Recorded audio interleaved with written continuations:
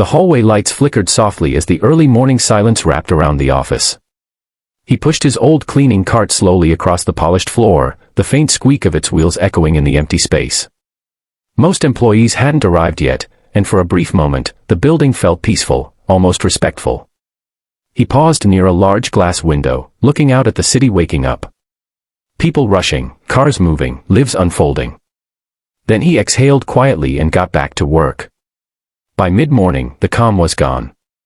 The office buzzed with voices, laughter, keyboards clicking, phones ringing. He moved carefully between desks, trying not to disturb anyone. But to them, he was invisible, just part of the background. A chair would slide back without warning, nearly hitting him. Someone would leave trash on the floor instead of the bin, knowing he would pick it up anyway. No, please. No, thank you. In the break room, the noise was louder.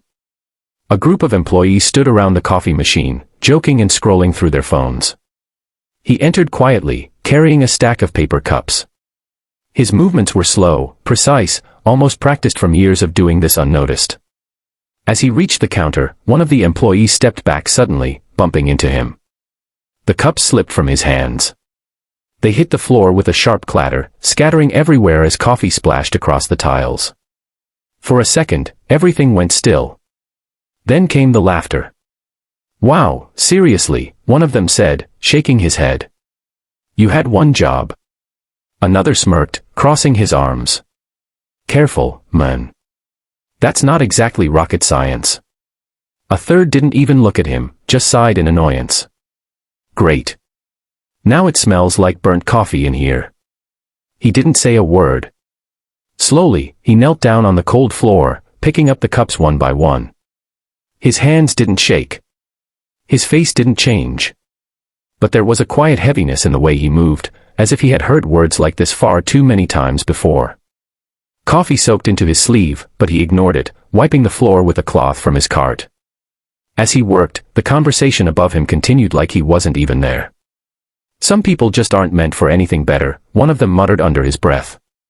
That was the only moment he paused. Just for a second. His hand stopped mid-motion, the cloth pressed against the floor. His eyes lifted slightly, not in anger, not in hurt, but in something deeper. Something controlled. Measured. Then, just as quickly, he lowered his gaze again and continued cleaning. When he finished, he stood up quietly, placing the last cup in the trash. Without looking at anyone, he adjusted his cart and moved toward the door. "Try not to mess up again," someone called out behind him, followed by a few chuckles. He stopped at the doorway. For a brief moment, it seemed like he might turn around, like he might say something.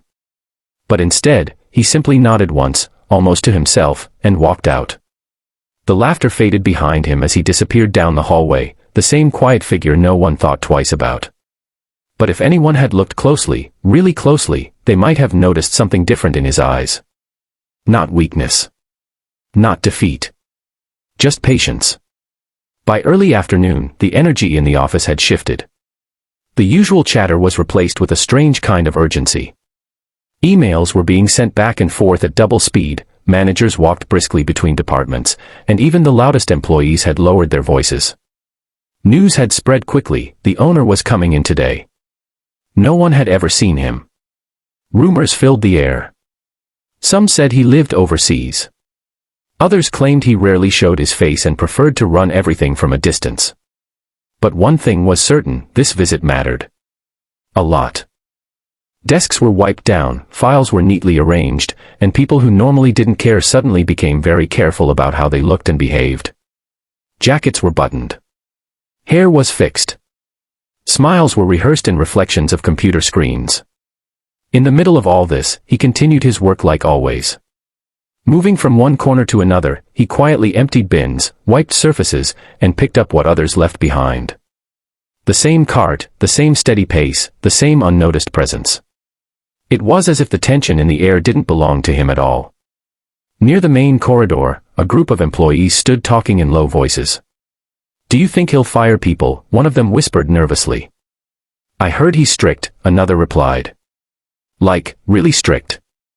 "Well, just act professional," a third said, straightening his tie. "First impressions matter." As they spoke, the janitor approached, carefully guiding his cart through the narrow space. The hallway was crowded now, and he moved even slower than usual, making sure not to bump into anyone. But then, someone stepped back suddenly without looking. The cart hit the edge of a desk. It tipped. Cleaning supplies crashed to the floor, bottles rolling, a bucket spilling water that spread quickly across the polished surface. For a split second, silence. Then irritation. "Oh, come on," one of the employees snapped, stepping away to avoid the water. "Are you serious right now?" Another looked down at the mess with disgust. "This is exactly what we don't need today." The same man from the break room earlier shook his head, clearly annoyed. "Unbelievable. Can't you just stay out of the way for one day?" No one bent down to help. No one even tried.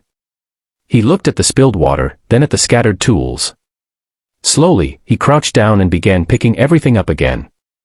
His movements were calm, controlled, almost routine, as if this wasn't the first time something like this had happened. "I said watch where you're going," the man added sharply, adjusting his sleeve like the mess had somehow offended him personally. The janitor glanced up briefly, meeting his eyes for just a moment. "Of course," he said quietly. No anger. No argument. Just those two words. Then he returned to cleaning. The employees stepped aside impatiently, some muttering under their breath, others simply walking away as if the situation was beneath them. Their focus quickly shifted back to the upcoming visit, to their appearance, to how they would present themselves. Meanwhile, he wiped the floor, gathered the last bottle, and carefully placed everything back on his cart. His sleeve was damp again, his hands slightly wet, but his expression remained unchanged.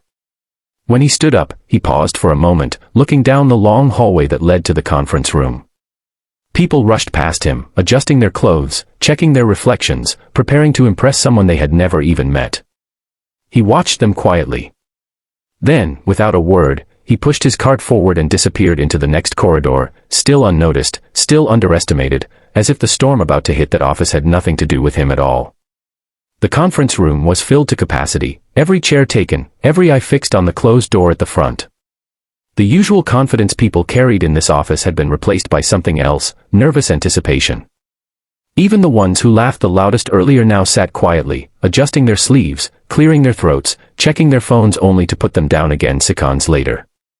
A manager stepped forward, forcing a polite smile. "Everyone, please be ready." He could arrive any moment. The room fell into complete silence. Outside, footsteps echoed faintly in the hallway. Slow. Measured. Unhurried. Each step seemed to grow louder as it approached the door, building a tension that no one could explain.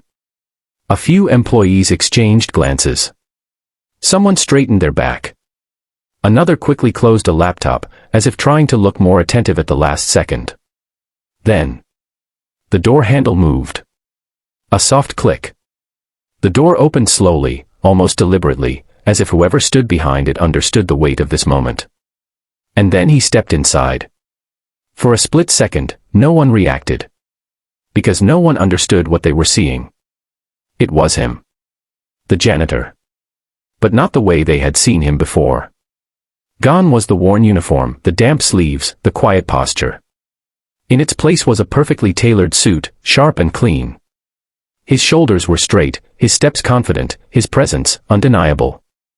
The same man they had ignored, mocked, dismissed, now stood at the center of the room, commanding it without saying a single word.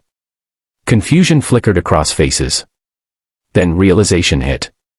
Hard. One employee's mouth fell open. Another froze completely, his eyes wide with disbelief. Someone near the back whispered, that's him," as if saying it quietly would somehow make it less real. The man from the break room felt his chest tighten. His mind replayed every word he had said earlier, every insult, every laugh. His confident posture collapsed into stillness, his hands gripping the edge of the table. No one spoke. No one moved. The janitor, no, the owner, walked forward calmly, his eyes scanning the room. Not with anger. Not with arrogance. But with a quiet awareness that made people lower their gaze without being told. He reached the front of the room and stopped. Silence stretched. Heavy.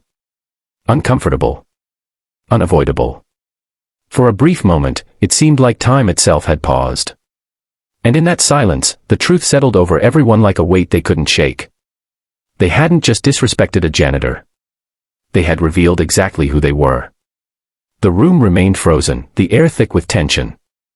He stood at the front, letting the silence stretch, letting every mocking word and careless laugh from earlier replay in the minds of those who had belittled him. His gaze moved slowly across the room, stopping on each person who had thought themselves superior, each one who had dismissed him without a second thought. Their confident facades were gone, replaced by panic, guilt, and disbelief. "I like to observe my company without being noticed," he began, his voice calm, steady, and precise. Every word carried weight, and every eye in the room followed him instinctively. "It shows me the truth, how people behave when they think no one important is watching." He paused, letting the words sink in. Some employees shifted uncomfortably in their seats. Others swallowed hard, suddenly realizing that the lessons of the past months, and years, had been seen and remembered. A company is not defined by its profits, its contracts, or even its reputation, he continued. It is defined by its people. By how they treat one another when they believe it doesn't matter. His voice didn't rise. There was no yelling. There was no dramatic flair. It was simply the truth delivered with authority. The employees who had laughed at spilled coffee, mocked broken supplies, and whispered insults felt a cold shiver run down their spines. The weight of every careless word, every cruel smirk, fell on them all at once. Then he stepped closer to the front, folding his hands calmly in front of him. "Some of you may feel embarrassed now. Some of you may even be afraid. That is not my intention. My intention is for you to understand one simple thing: every action has a consequence, and how you treat people defines who you really are." A few people tried to speak. A hand raised nervously, but he shook his head slightly. "No explanations. No excuses. You've already shown me who you are." Eyes flicked down, mouths closed, hearts racing. The room, which once felt light and familiar, now felt foreign, as if they were strangers in their own office. Finally, he turned toward the door, his movements deliberate. The sound of his shoes clicking on the polished floor seemed louder than ever. Without another word, he walked out, leaving the room in stunned silence. For the first time, the employees realized that the men they had dismissed, laughed at, and ignored had held the power all along. And in that moment, they understood the harshest lesson of all: true authority is not in wealth or title, it is in patience, observation, and the quiet strength to rise above those who underestimate you. The room stayed silent long after he left. People looked at each other, ashamed, uncomfortable, and suddenly aware of how shallow their pride had been. No one dared laugh. No one dared joke. And in that silence, the moral settled firmly in their hearts: respect is never earned by mockery, only by how you treat others. The next morning, the office felt different. Even before the janitor-turned-owner arrived, whispers filled the corridors, rumors of what had happened the day before traveled faster than any official memo. People who had once flaunted their confidence now moved cautiously, eyes lowered, words measured. The atmosphere was heavier, tinged with a mixture of respect and fear.